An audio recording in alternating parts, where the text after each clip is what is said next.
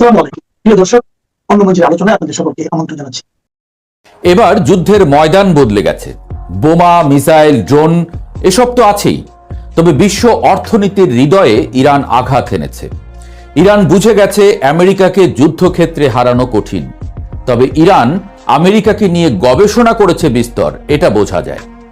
আমেরিকার শক্তির আসল উৎস কোথায়? সেনাবাহিনী না প্রযুক্তি? না, তবে আংশিক। আসল শক্তি হলো অর্থনীতি, অর্থাৎ ডলার। এখন প্রশ্ন উঠছে, ইরান কি সত্যিই ডলারের বিরুদ্ধে যুদ্ধ শুরু করেছে? চলুন পুরো গল্পটা সহজ ভাষায় বুঝি।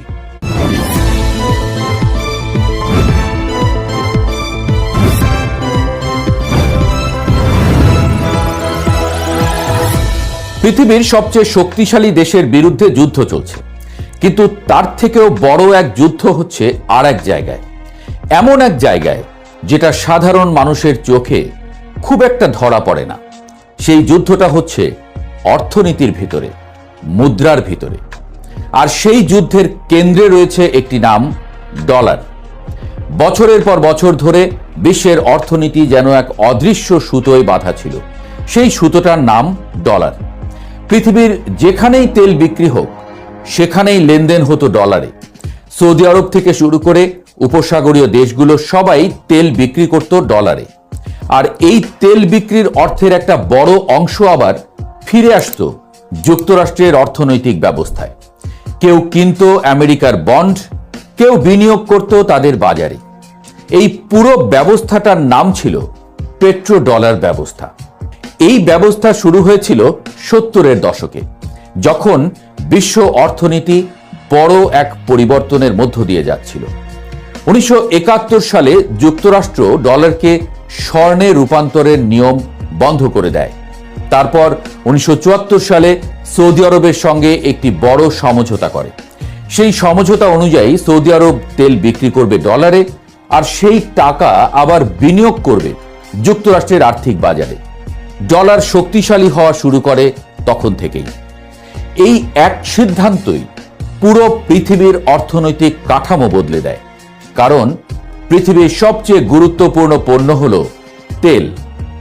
গাড়ি চলে তেলে, কারখানা চলে তেলে, বিমান ওড়ে তেলে। ফলে যেসব দেশ তেল কিনতে চাইত তাদের আগে ডলার জোগাড় করতে হতো। এইভাবেই তৈরি হয় ডলারের চাহিদা। ধীরে ধীরে পৃথিবীর প্রায় সব দেশ তাদের বৈদেশিক মুদ্রার রিজার্ভে ডলার জমাতে শুরু করে। আজও আন্তর্জাতিক মুদ্রা তহবিলের হিসাব অনুযায়ী বিশ্বের প্রায় 58% বৈদেশিক মুদ্রা রিজার্ভ ডলারে রাখা হয়। অর্থাৎ পৃথিবীর অর্থনীতি ঘুরছে একটাই মুদ্রাকে ঘিরে। কিন্তু এখন সেই ব্যবস্থাটাকে চ্যালেঞ্জ করছে ইরান। মধ্যপ্রাচ্যে যুদ্ধ শুরু হওয়ার পর ইরান বুঝে গেছে, শুধু মিসাইল ছুঁড়ে আমেরিকাকে হারানো যাবে না। কারণ আমেরিকার শক্তি শুধু সামরিক নয়, তাদের সবচেয়ে বড় শক্তি তাদের অর্থনীতি। আর এই অর্থনীতির প্রাণ হলো ডলার। তাই ইরান এখন চেষ্টা করছে সেই জায়গাটাতেই আঘাত করতে। প্রথম ধাক্কাটা এসেছে হরমুজ প্রণালীকে কেন্দ্র করে। পারস্য উপসাগরকে আরব সাগরের সঙ্গে যুক্ত করেছে এই সরু 34 কিলোমিটারের জলপথ। কিন্তু এই সরু পথ দিয়েই পৃথিবীর প্রায় 20% তেল পরিবহন হয়। প্রতিদিন প্রায় 20 মিলিয়ন ব্যারেল তেল এই পথ দিয়ে যায়। ভাবুন, পৃথিবীর প্রতি 5 ব্যারেল তেলের 1 ব্যারেল যাচ্ছে এই একটি পথ দিয়ে। যদি এই পথ বন্ধ হয়ে যায় তাহলে শুধু তেলের দামই বাড়বে না, পুরো বিশ্ব অর্থনীতিতে অস্থিরতা শুরু হবে। ইরান ঠিক এখানেই তাদের নতুন কৌশল শুরু করেছে। তেহরান এখন হরমুজ প্রণালী ব্যবহার নিয়ে নতুন শর্তের কথা বলছে। তাদের পরিকল্পনা হলো, যেসব তেলবাহী জাহাজ চীনা মুদ্রা ইউয়ানে লেনদেন করবে তাদের এই প্রণালী দিয়ে চলাচলের অনুমতি দেওয়া হতে পারে। এই খবরটি প্রকাশ করেছে আন্তর্জাতিক সংবাদ মাধ্যম CNN ও মিডল ইস্ট আই। এটা শুনতে ছোট একটা সিদ্ধান্ত মনে হতে পারে, কিন্তু বাস্তবে এর প্রভাব অনেক বড়। কারণ এতদিন তেলের বাজার প্রায় পুরোপুরি ডলারের নিয়ন্ত্রণে ছিল। এখন যদি তেলের লেনদেন ইউয়ানে শুরু হয় তাহলে ধীরে ধীরে সেই নিয়ন্ত্রণ দুর্বল হতে পারে। এটা ঠিক যেন একটা বাঁধে ছোট ফাটল ধরার মতো। শুরুতে হয়তো পানি খুব বেশি বের হবে না, কিন্তু সময়ের সঙ্গে সঙ্গে সেই ফাটল বড় হতে শুরু করবে। এই কৌশলটা নতুনও নয়। রাশিয়া পশ্চিমা নিষেধাজ্ঞার মুখে পড়ে তাদের তেল রুবল বা ইউয়ানে বিক্রি করা শুরু করেছে। চীনও দীর্ঘদিন ধরে চেষ্টা করছে তাদের মুদ্রাকে আন্তর্জাতিক বাজারে প্রতিষ্ঠিত করতে। 2018 সালে সাংহাইতে ইউয়ান ভিত্তিক তেলের ফিউচার ট্রেডিং চালু করা হয়েছিল। ধীরে ধীরে কিছু দেশ সেই ব্যবস্থায় যুক্ত হচ্ছে, আর এখন ইরান সেই প্রক্রিয়াকে আরো ত্বরান্বিত করতে চাইছে, কারণ তেলের সবচেয়ে বড় ক্রেতারা এখন আর পশ্চিমা দেশ নয়। আজকের পৃথিবীতে সবচেয়ে বেশি তেল আমদানি করে চীন। তারা প্রতিদিন প্রায় 11 মিলিয়ন ব্যারেলের বেশি তেল কেনে। ভারতও দ্রুত বাড়ছে জ্বালানি ব্যবহারে, অর্থাৎ তেলের বাজারের কেন্দ্র ধীরে ধীরে পশ্চিম থেকে এশিয়ায় চলে যাচ্ছে। যখন ক্রেতা বদলায় তখন লেনদেনের মুদ্রাও ধীরে ধীরে বদলে যায়। ইতিহাসে এমনটা আগেও হয়েছে, কিন্তু একসময় বিশ্ব অর্থনীতি ঘুরত অ্যামস্টারডামকে কেন্দ্র করে। তারপর ব্রিটিশ সাম্রাজ্যের সময় লন্ডন হয়ে ওঠে অর্থনীতির কেন্দ্র। দ্বিতীয় বিশ্বযুদ্ধের পর সেই জায়গা নেয় যুক্তরাষ্ট্রের নিউ ইয়র্ক।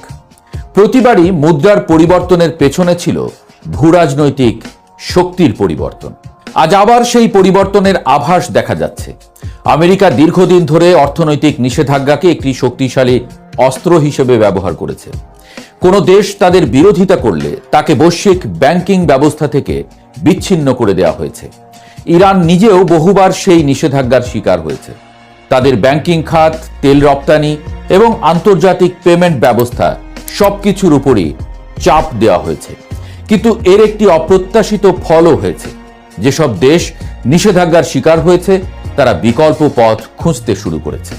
ইরান কখনো পণ্য বিনিময় পদ্ধতি ব্যবহার করেছে, কখনো স্থানীয় মুদ্রায় লেনদেন করেছে, কখনো চীন বা রাশিয়ার সঙ্গে আলাদা আর্থিক ব্যবস্থার পরীক্ষা করেছে। এই সব ছোট ছোট পরিবর্তন মিলেই ধীরে ধীরে একটি নতুন বাস্তবতা তৈরি করেছে। বিশ্লেষকদের মতে ডলার হঠাৎ করে ভেঙে পড়বে না, কারণ ডলারের শক্তি শুধু অর্থনীতিতে নয়, এর পেছনে আছে শক্তিশালী আর্থিক বাজার, গভীর তারল্য এবং দীর্ঘদিনের বিশ্বাসযোগ্যতা। কিন্তু যদি ভূরাজনৈতিক সংঘাত দীর্ঘস্থায়ী হয় তাহলে আন্তর্জাতিক মুদ্রা ব্যবস্থার উপরে চাপ বাড়তে পারে। বিশেষ করে যদি তেলের লেনদেন ধীরে ধীরে বিভিন্ন মুদ্রায় শুরু হয়, তাহলে ভবিষ্যতের বিশ্ব অর্থনীতি হয়তো একক মুদ্রার উপরে নির্ভর করবে না, বরং একটি বহুমুখী ব্যবস্থায় চলে যাবে, যেখানে ডলার থাকবে কিন্তু তার পাশে থাকবে ইউয়ান, ইউরো কিংবা অন্য মুদ্রাও। এই পরিবর্তন রাতারাতি হবে না, এটা নিশ্চিত। এটা ধীরে ধীরে ঘটবে, ঠিক যেমন নদীর ধারা বদলায়, একদিনে নয়, বছরের পর বছর ধরে। ইরান হয়তো সেই পরিবর্তনের গতি একটু বাড়িয়ে দিতে চাইছে, কারণ তারা জানে মিসাইল দিয়ে যুদ্ধ জেতা কঠিন, কিন্তু যদি অর্থনীতির ভিত কাঁপিয়ে দেয়া যায় তাহলে শক্তিশালী প্রতিপক্ষকেও দুর্বল করা সম্ভব। তাই এখন প্রশ্নটা শুধু মধ্যপ্রাচ্যের যুদ্ধ নয়, প্রশ্নটা আরো বড় ক্যানভাসে। এই যুদ্ধ কি শুধু ভূখণ্ডের জন্য, নাকি এটি নতুন এক অর্থনৈতিক যুদ্ধ যেখানে লক্ষ্য ডলার নিজেই? সময়ের সঙ্গে সঙ্গে হয়তো আমরা সেই উত্তরটাও জেনে যেতে পারব। গোটা দুনিয়ার গণমাধ্যম থেকে শুরু করে বাঘা বাঘা রাজনৈতিক বিশ্লেষকদের প্রশ্ন, কোথায় হারালেন নেতানিয়াহু, যে কিনা দিনে গোটা দশেক স্ট্যাটাস দিয়ে গরম রাখতেন সামাজিক যোগাযোগ মাধ্যম, এমনকি তার ছেলেকেও দেখা যেত একই কাজ করতে। তারা যেন হঠাৎ করেই উধাও। সন্দেহ ঘনীভূত হতে থাকে। তারপর নেতানিয়াহুকে টার্গেট করেছে ইরান, এমন খবর প্রকাশ্যে আসার পর নেতানিয়াহুর একদম চুপ হয়ে যাওয়াকে অনেকে দুয়ে দুয়ে চার মিলিয়ে ফাইনাল রায়ও দিয়ে দিয়েছেন। আসলেই মারা গেছেন নেতানিয়াহু?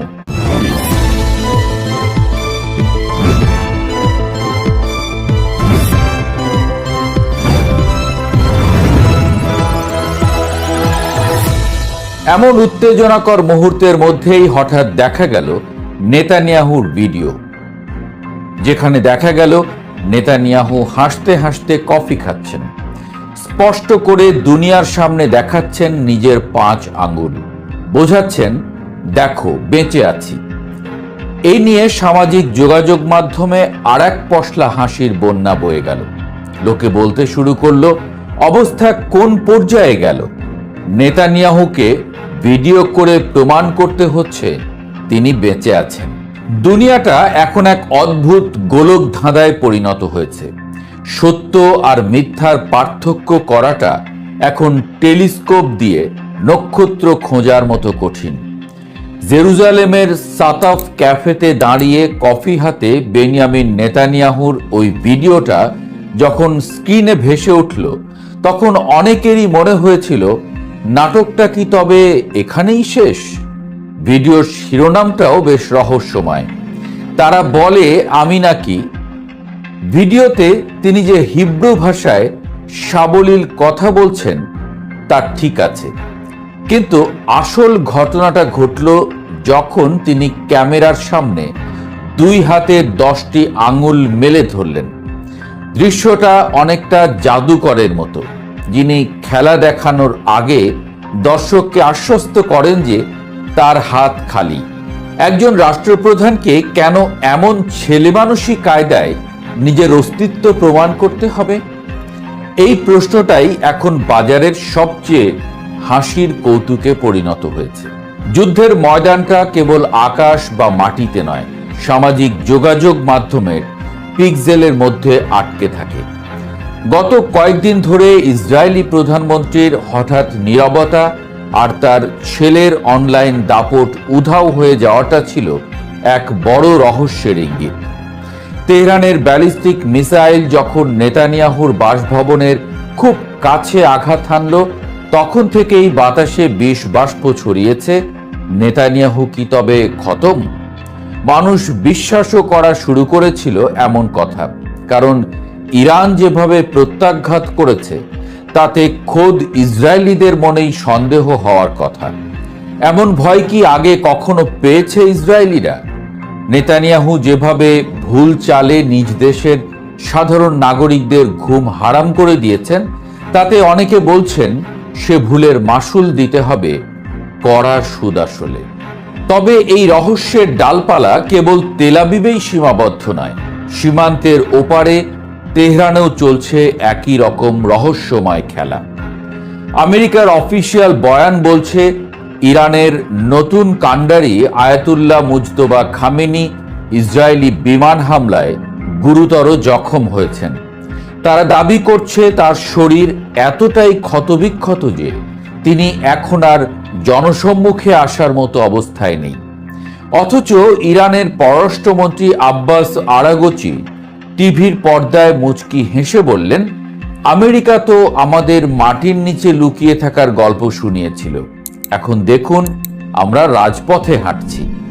নেটিজেনদের দাবি আরো ভয়ঙ্কর। তাদের ধারণা মুজতবা খামেনি আসলে প্রথম দিনেই তার বাবার সাথে চিরতরে বিদায় নিয়েছেন। আইআরজিসি নাকি এই খবরটা স্রেফ গোপন রেখেছে যুদ্ধ চালিয়ে যাওয়ার জন্য। তাদের যুক্তি অকাট্য, আহত হলে অন্তত একটা অডিও রেকর্ড তো আসতো, কিন্তু এসেছে শুধু লিখিত বয়ান। তবে ইরান বলছে দিব্যি আছেন মুজতবা খামেনি, তার নেতৃত্বেই গোটা মধ্যপ্রাচ্যে ঝড় তুলেছে ইরান। এই যে 2 দেশের 2 শীর্ষ নেতার অদৃশ্য হয়ে যাওয়া, এটি কি স্রেফ নিরাপত্তার খাতিরে বাংকারে লুকিয়ে থাকা, নাকি এর পেছনে লুকিয়ে আছে কোনো বিভৎস সত্য? যুদ্ধের বর্তমান প্রেক্ষাপট বিশ্লেষণ করলে দেখা যায় ইসরায়েল এখন পর্যন্ত ইরানের সাথে শক্তিতে কুলিয়ে উঠতে হিমশিম খাচ্ছে। 16 দিনের এই রক্তক্ষয়ী লড়াইয়ে ইরান তাদের সামরিক সক্ষমতার যে রূপ দেখিয়েছে তা পশ্চিমা দুনিয়ার হিসাব নিকাশ পাল্টে দিয়েছে। ইসরায়েলের গর্বের আয়রন ডোম আজ আর অভেদ্য নেই। ইরানের হাইপারসনিক মিসাইলগুলো সেই বর্ম ভেদ করে সরাসরি আঘাত হানছে সামরিক ঘাঁটি আর কৌশলগত স্থাপনাগুলোতে। 15ই মার্চ পর্যন্ত পাওয়া তথ্য মতে ইরান শুধু ইসরায়েলের ভিতরেই সীমাবদ্ধ নেই, তারা ইরাক, সিরিয়া, কাতার, সৌদি আরব, বাহরাইন সহ মধ্যপ্রাচ্যের প্রায় সব মার্কিন ঘাঁটিগুলোতে বৃষ্টির মতো ড্রোন আর রকেট বর্ষণ করেছে। তথ্য আসছে, জীবন বাঁচাতে মার্কিন সৈন্যরা ঘাঁটি ছেড়ে হোটেল, বাসা বাড়িতে আশ্রয় নিয়েছে। সে যাই হোক, বিশ্লেষকদের মতে ইসরায়েল ও যুক্তরাষ্ট্র এই যুদ্ধ শুরু করে সবচেয়ে বড় যে ভুলটি করেছে তা হলো অতি আত্মবিশ্বাস। তারা ভেবেছিল ইরানের কমান্ড সেন্টারগুলো কয়েকটা সার্জিক্যাল স্ট্রাইক দিয়ে গুঁড়িয়ে দিলেই সব ঠান্ডা হয়ে যাবে। কিন্তু তারা বুঝতে পারেনি যে ইরান গত 4 দশক ধরে নিষেধাজ্ঞার সাগরে সাঁতার কাটতে কাটতে নিজেদের এতটাই শক্তপোক্ত করেছে যে তাদের সামরিক কাঠামো এখন বিকেন্দ্রীভূত। তাদের মিসাইল সিটিগুলো মাটির এত গভীরে যে তা ধ্বংস করা প্রায় অসম্ভব। পশ্চিমা দেশগুলো এখন হাড়ে হাড়ে টের পাচ্ছে যে এটি কোনো সাধারণ যুদ্ধ নয়। যুক্তরাষ্ট্র তো এখন নিজের ইজ্জত বাঁচাতে সহায়তা চাইছে মিত্রদের কাছে। সবচেয়ে আশঙ্কার কথা হলো মধ্যপ্রাচ্যের আকাশ ছাপিয়ে এখন সমুদ্রের বুকেও যুদ্ধের দামামা বাজছে। ইরান তাদের তুরুপের তাস হিসেবে ব্যবহার করছে হরমুজ প্রণালীকে। সেখানে মাইন পেতে রাখার খবর ছড়িয়ে পড়ার সাথে সাথে বিশ্ববাজারে তেলের দামে আগুন লেগেছে। মার্কিন প্রেসিডেন্ট ডোনাল্ড ট্রাম্প তড়িঘড়ি করে একটি নৌ জোট গঠনের ডাক দিয়েছেন ঠিকই, কিন্তু সমুদ্রের সেই মাইন ভর্তি পথে যুদ্ধজাহাজ পাঠাতে তার মিত্ররাও এখন 10 বার ভাবছে। কারণ একবার যদি কোনো জাহাজ ওলটপালট হয় তবে বিশ্ব অর্থনীতি তাসের ঘরের মতো ভেঙে পড়বে। পশ্চিমাদের কপালে এখন চিন্তার ভাঁজ। তারা ভাবছে ইরানের এই শক্তির উৎস কোথায়। উত্তরটা খুব সহজ কিন্তু কঠিনও। ইরান বছরের পর বছর ধরে প্রক্সি নেটওয়ার্ক তৈরি করেছে। তারা এখন ইরানের হাত হিসেবে কাজ করছে। ইসরায়েল একদিকে লড়তে গিয়ে দেখছে চারপাশে শত শত শত্রু। এই যে মাল্টিফ্রন্ট ওয়ার বা বহুমুখী যুদ্ধ, এর জন্য ইসরায়েলি সামরিক বাহিনী মানসিকভাবে প্রস্তুত ছিল না। সবশেষে ফিরে আসি সেই ভিডিওর প্রসঙ্গে। নেতানিয়াহুর আঙ্গুল দেখিয়ে প্রমাণ করতে হয়েছে তিনি বেঁচে আছেন, কিন্তু ভিডিওর সূক্ষ্ম কারিগরি বিশ্লেষণ বলছে অন্য কথা। অনেকে তার হাতের তালুর ভাঁজ দেখে দাবি করছেন এটি নিখুঁত ডিপফেক। সোশ্যাল মিডিয়ায় এখন তো এমন ভিডিওর ছড়াছড়ি যেখানে নেতানিয়াহু 7টা আঙ্গুল দেখাচ্ছেন। এটি যেন এক অদ্ভুত উপহাস। সত্যটা হয়তো কোনো এক অন্ধকার বাংকারের নথিপত্রে বন্দী হয়ে আছে। হয়তো নেতানিয়াহু আসলেই গুরুতর আহত, কিংবা হয়তো তিনি বেঁচে আছেন এবং চরম আতঙ্কে আছেন। এই যে দুনিয়া জুড়ে গুজবের মহামারী, এর মূল কারণ হলো আস্থার অভাব। যখন রাষ্ট্রনায়করা সত্য গোপন করেন তখন সাধারণ মানুষ কল্পনার ডানা মেলে দেয়। এই মহানাটকের শেষ দৃশ্য কি হবে তা হয়তো আমরা খুব শীঘ্রই দেখতে পাব, কিন্তু ততক্ষণে মধ্যপ্রাচ্যের মানচিত্র যে চিরতরে বদলে যাবে তাতে কোনো সন্দেহ নেই। 16 দিনের এই যুদ্ধ ইতোমধ্যেই প্রমাণ করে দিয়েছে যে শুধু আধুনিক অস্ত্র দিয়ে যুদ্ধ জেতা যায় না, যদি প্রতিপক্ষ হয় মরিয়া এবং কৌশলগতভাবে দক্ষ। নিশ্চয়ই সামনের দিনগুলোতে আরো চমক অপেক্ষা করছে। নেতানিয়াহু কি আবারও জনসভায় ফিরে আসবেন, নাকি মুস্তফা খামেনির কোনো অডিও বার্তা শুনবে দুনিয়া? এই প্রশ্নগুলোর উত্তর পেতে আমাদের হয়তো আরো কিছুকাল প্রতীক্ষা করতে হবে। তবে আমরা চাই যুদ্ধ বন্ধ হোক, শান্তি ফিরে আসুক গোটা পৃথিবীতে।